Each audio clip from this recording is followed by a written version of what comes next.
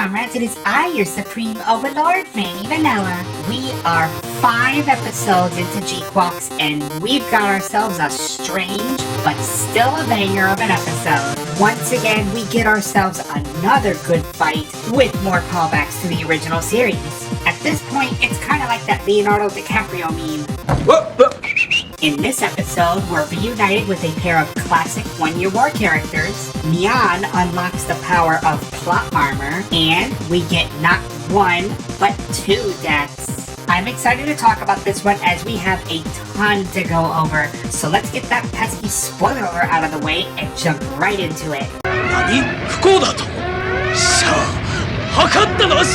So we open up to a behind-the-scenes look at junk trading, where scrap is sent off to a solar furnace. Using what looks like the solar system, which is superheated reflection from the mirrors, it causes a furnace to burn off space junk. Stuck in traffic is a pair of familiar faces, Ortega and Gaia, 2/3 of the Black Tri-Stars. And if you're wondering what's going on with MASH, he got out of the military to become a mayor. He may have gotten himself into some hot water with an affair, but hey, he jumped ship for the military and made it out alive.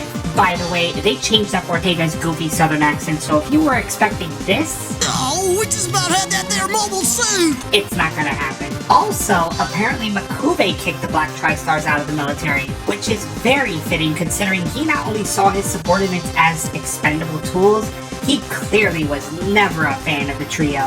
Gaia mentions that with the increase in junk prices, Zeon may buy in, which makes Ortega think that another war could be brewing. Gaia and Ortega participate in clan battles, but the upkeep for their doms is becoming expensive. Ortega suggests that they take on those popular guys, the 2 Gundams, and then become mercenaries. Gaia laments that the Gundam got all the credit for Zeon's victory. If that Gundam didn't exist, they'd still be in the military. Still, they set their sights to take on the Red Gundam and the GQuuuuuuX. Meanwhile, after an obligatory 4-second shot of Machu's boobs, jeez, were they always this big? Anyways, so Machu has been coping with the last battle. Seeing someone get killed has caused her to shut out people. But rather than curl up in the bed and have a spooky blank stare, she's sunbathing and listening to music. We all have our coping mechanisms. Monkey then shows up with totally got Dunkin' Donuts and talks to her. Now what confuses me is that rather than addressing the elephant in the room about witnessing the death of Shiko, they talk about how Machu should go after whoever she likes. Yeah, don't ask me.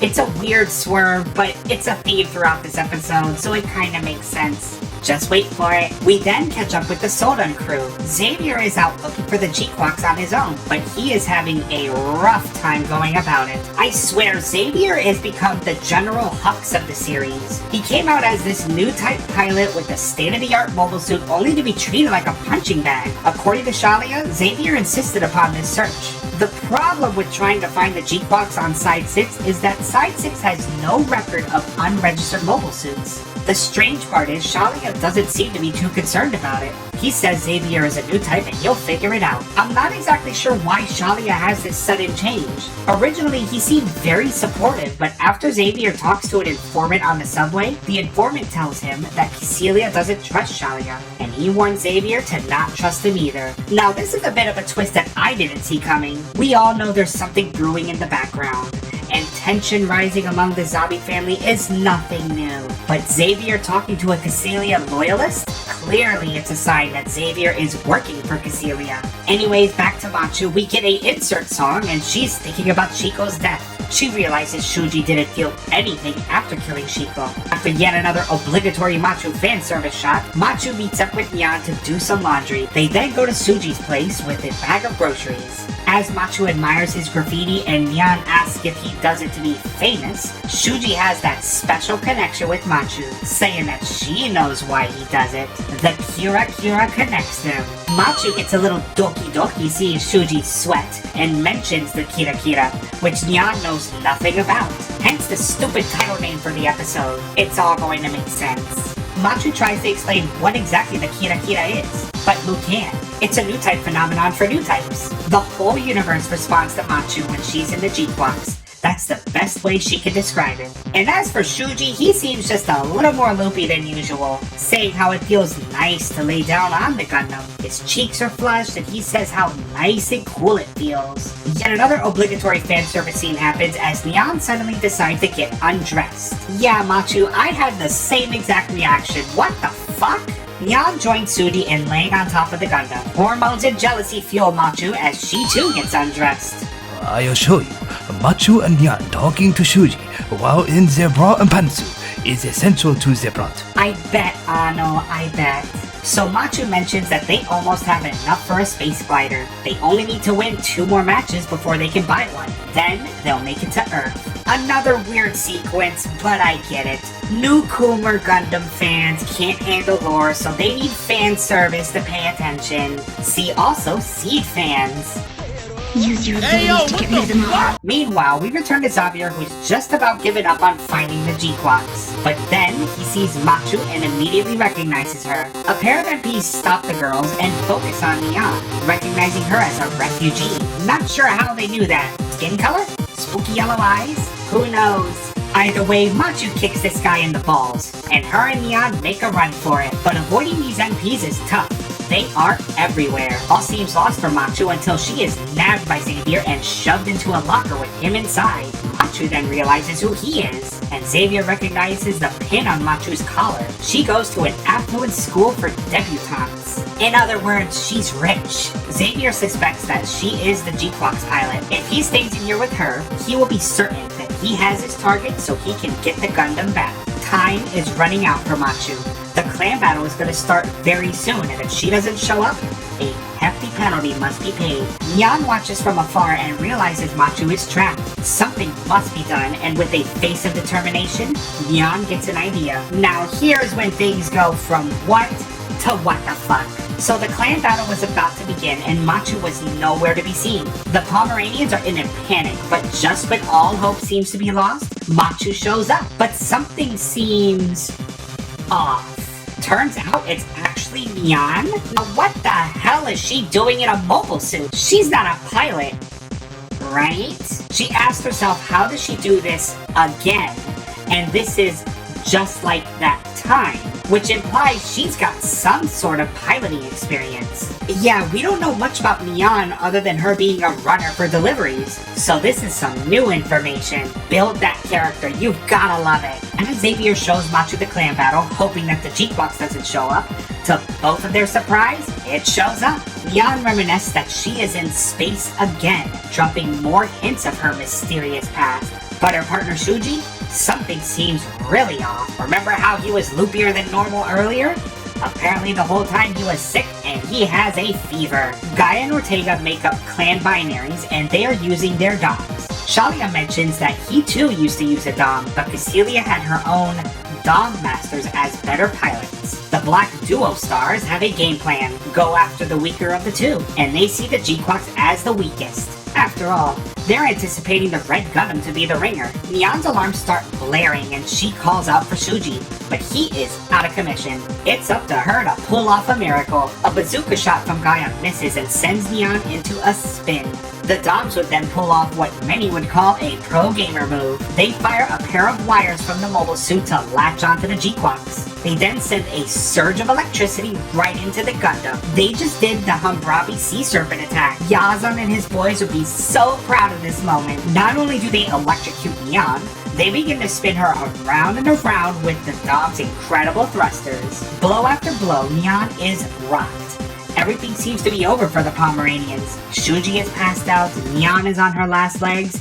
It's all over. May as well crown Clan Binary as the victor.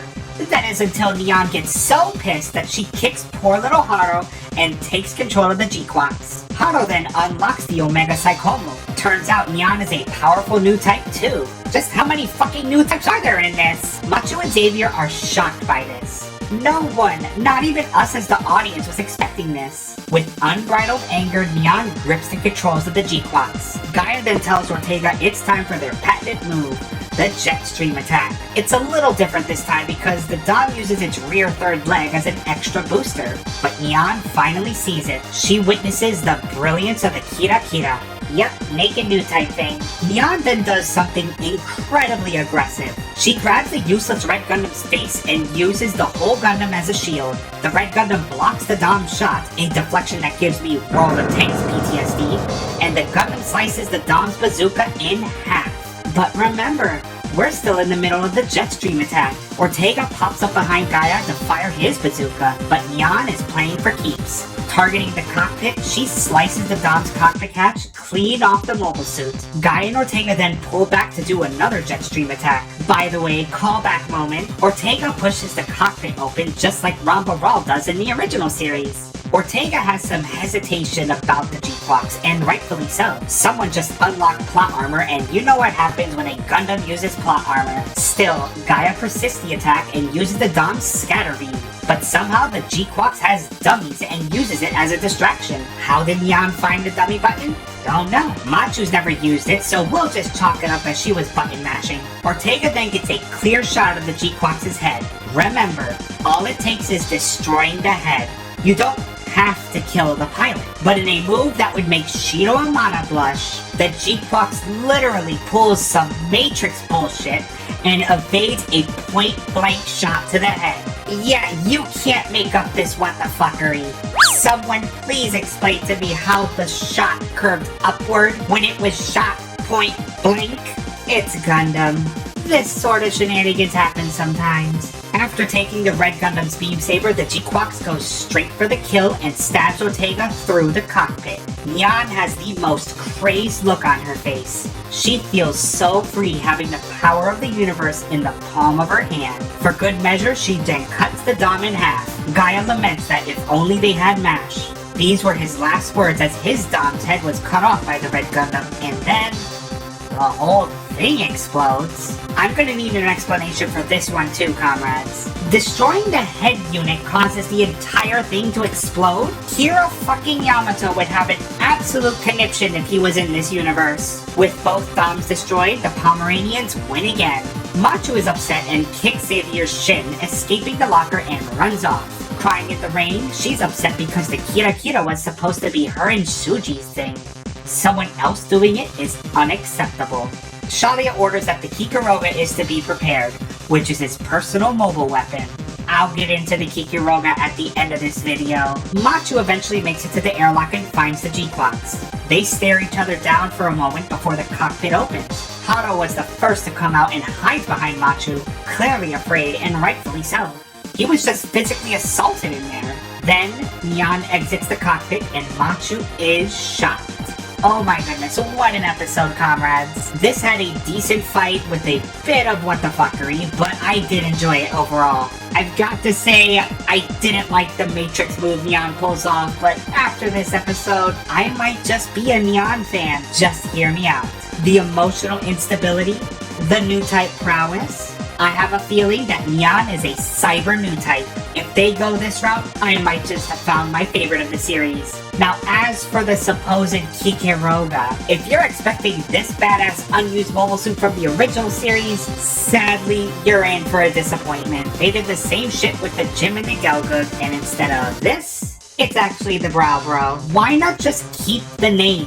What is with the name switcheroo? Apparently in the movie, which again, please fucking release it, the Kikuroga makes an appearance. I'm not a fan of needless name swaps. People give Seed a hard time reusing mobile suit designs, but at least the names made sense. Anywho, comrades, that's the video. Please let me know what you think down below. Did you enjoy the one and done appearance of the Black Duo Stars and MASH? Did you just become a Neon fan too? And again, can someone explain to me how Machu's boobs got bigger? This series is growing on me.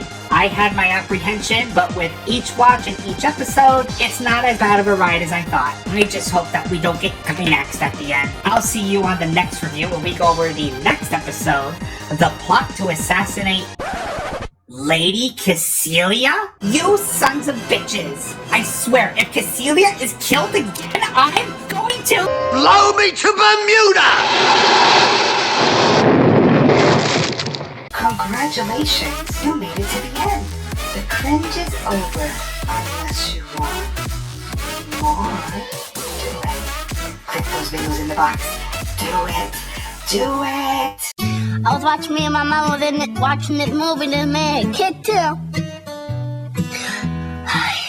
But the man I was gonna try to punch him, he kicked him down on the ground. When he was gonna kick him, I was on the ground. You know what he did? He kicked him in the penis. He was injured bad.